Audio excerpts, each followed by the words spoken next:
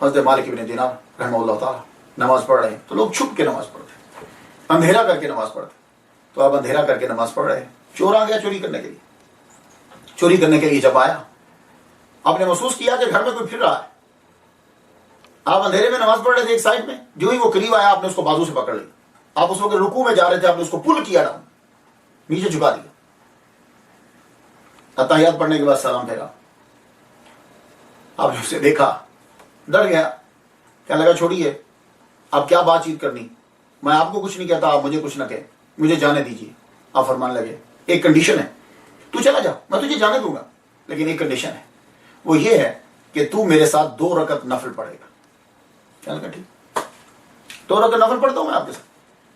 مالک ابن دینار نے جب یہ کہا تو 2 رکعت نفل پڑھنے کے لیے جو ہے وہ تیار ہوا، وضو کیا، آپ کے ساتھ کھڑے ہو گئے، 2 رکعت نفل پڑھے. 2 پڑھے تو کہنے لگا کہ میں کچھ اور پڑھ سکتا ہوں. انہوں نے ٹھیک پڑھا. وہ نوافل پڑھتا رہا یہاں تک کہ فجر کی نماز کا ٹائم ہو گیا. آپ نے فرمایا جاؤ آزاد ہو، چلے جاؤ تم. تو مالک ابن دینار سے کہنے لگا میں آپ کے ساتھ فجر کی نماز پڑھ سکتا ہوں. آپ نے فرمایا ٹھیک ہے، فجر کی نماز پڑھ لیں. مسجد میں گئے، نماز فجر کی پڑھی. وہ بھی پیچھے پیچھے امام مالک مالک ابن دینار رحمہ اللہ اپنے گھر آ رہے ہیں پیچھے پیچھے. جو ہی وہ گھر داخل ہوئے یہ بھی داخل ہو گئے. آپ نے فرمایا جاؤ، میں تمہیں کہہ رہا ہوں تم آزاد ہو، فری ہو، جاؤ.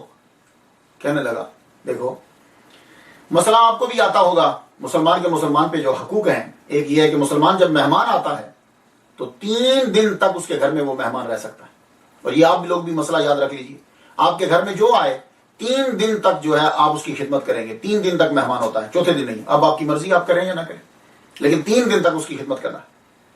دیکھو اس دور کے چور کتنے پڑھے لکھے ہیں کہ وہ بھی یہ حدیث جانتا ہے کہ مہمان 3 دن تک ہوتا ہے. حضرت امام مالک مسکرا پڑے، کہنے لگے ٹھیک ہے رہو. 3 دن وہ چور جو چوری کرنے آتے ہیں امام مالک ابن دینار رحمہ اللہ کے ساتھ رہے. دن کو دیکھتے کہ وہ روزہ رکھ رہے ہیں، رات کو دیکھتے کہ عبادت کر رہے ہیں. 3 دن کے بعد اس نے اجازت چاہی. آپ نے فرمایا چاہ. جب وہ چور واپس پہنچا تو اس کے ساتھ ہی پوچھنے لگے کہاں گئے تھے، ہم تو تمہیں تلاش کرتے رہے، اتنا دیر کہاں گزاری. کہنے لگے بس گیا تھا ایک جگہ ڈھاکہ ڈالا. کہا بہت مال ہاتھ لگا ہوگا. کہاں؟ بڑا مال لگا. میں نے لوٹا اور مجھے کسی نے لوٹ لیا.